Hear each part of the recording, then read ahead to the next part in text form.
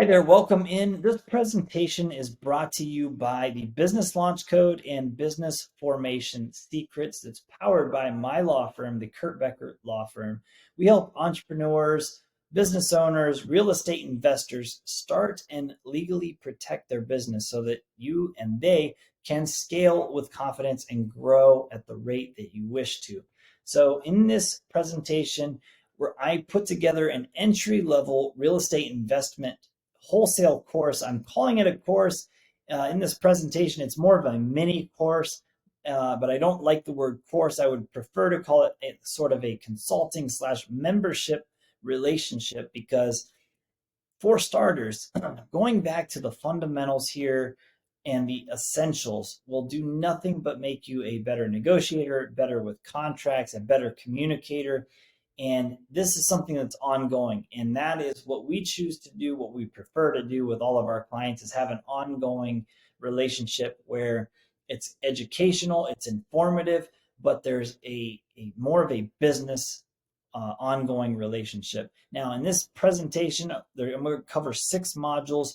We will inevitably be adding in other modules as well that will complement these essentials. But starting with module 1, we're going to cover an overview. Module 2, finding and evaluating properties.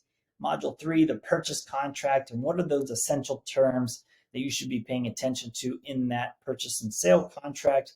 Module 4, negotiating that purchase price. We're going to go through a real example of the strategy that I use to negotiate, especially with sellers, but it applies across the board with anybody that you find yourself negotiating with. In module 5, we're going to look at assigning that contract. Module 6, closing the deal and how to optimize the chances of your deal actually closing, especially in today's day and age where deals are falling through left and right, buyers are getting apprehensive. We need to maximize the probability that your deal actually does close. So starting with the overview, you're probably familiar at this point with the parties that are involved. So us as a wholesale slash buyer number 1, we are looking for properties that have upside potential. And the upside potential is what we are selling. That's essentially what we are selling to a cash buyer number 2. But where do we find that? We have to find that upside potential in a property that's currently owned by a seller or a current owner. So as long as we can find those opportunities and negotiate a purchase contract with a seller at a low enough price that has enough upside potential that we can assign it to another buyer, that is what we're looking for. Now, as you can see, with buyer number 1 and the seller, we have an initial purchase contract. And then we're going to have a separate contract between buyer 1 and buyer 2, which is called an assignment. And the party that's responsible for carrying out or ensuring that the terms of those 2 contracts are actually performed, that is what the title company is doing. So the title company, the closing agent, they are ensuring the performance of all the terms of our contracts. So moving forward, the process outlined in words as opposed to a diagram. So wholesaling real estate involves a wholesaler finding and negotiating a purchase of a property that has upside potential with the full intention of then assigning that contract to another buyer. So that wholesaler does not take ownership of the property because the goal is to get the contract first and then assign the rights and obligations in that contract to another buyer before the closing ever happens. So the wholesaler is not bringing cash to the table. They are not actually closing and taking ownership at any point. They're just the middleman between the seller and the eventual cash buyer.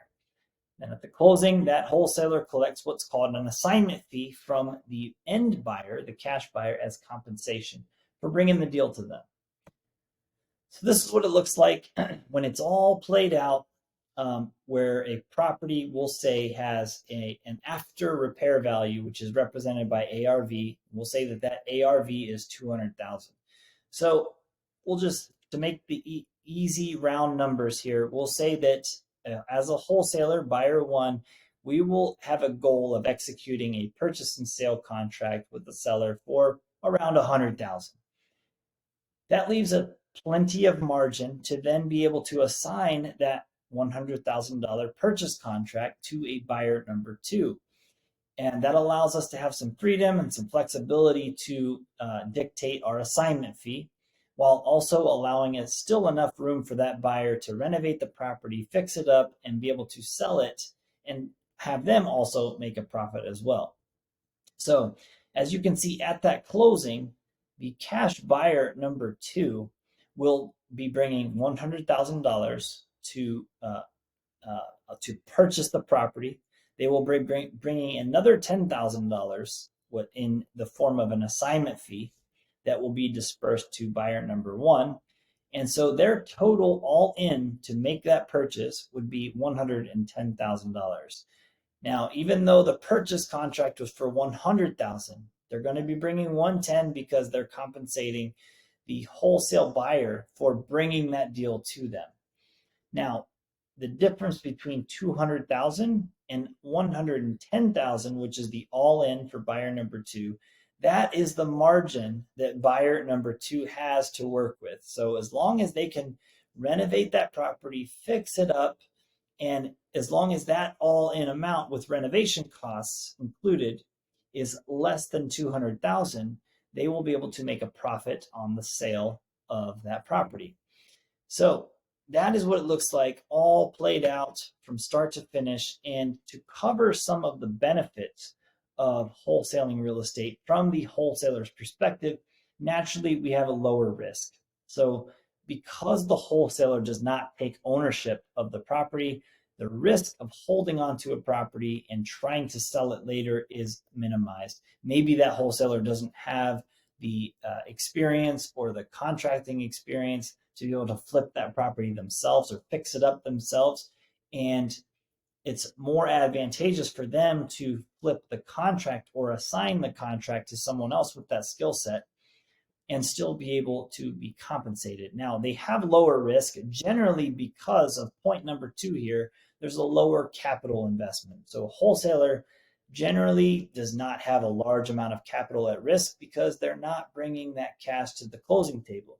So, but with a skilled negotiator, a reliable buying partner, which is, a reliable buyer's list that you assign contracts to, that they're reliable, they have the money to bring to the table, this is what they do for a living, they are contractors, and this, their business model, they know your model, and there's an advantageous relationship for you and for them. If you have those relationships, maximize them, nurture them, take care of them, get to know your buyers. So if you have one of those, if you have a reliable buying partner, that is a very, very good relationship to have. Another great relationship is a contracts expert, someone who knows and can issue spot, knows how to handle those issues, account for them before they become bigger issues, just to protect yourself, protect your time, protect your investment of resources, whether it be document, human, or other financial resources. Having someone that's knowledgeable and experienced with contracts, if it's not an attorney, someone who has done this before, make sure that is a critical element of your team. With all of those members on your team, that wholesaler will likely be able to assign that contract with $0 out of pocket.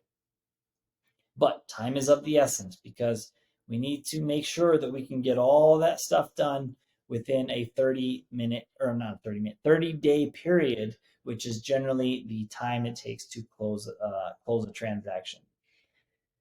Of course, there's other time periods involved, but in essence, we need to move from the time we make that contract effective to the assignment to closing it. We need to be as efficient as possible with our activities.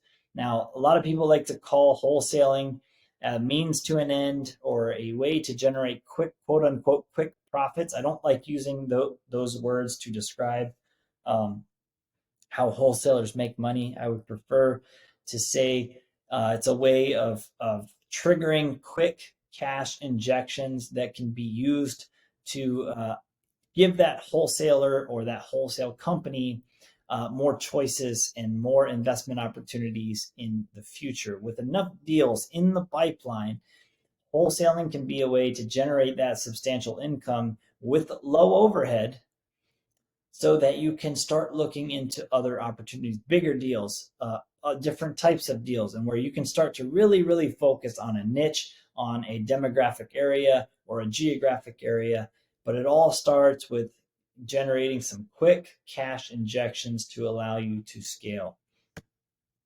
Now, I'm going to cut it there. In module 2, we're going to look at finding and evaluating properties that you can actually wholesale and be able to assign to an end buyer. I'll see you in module 2.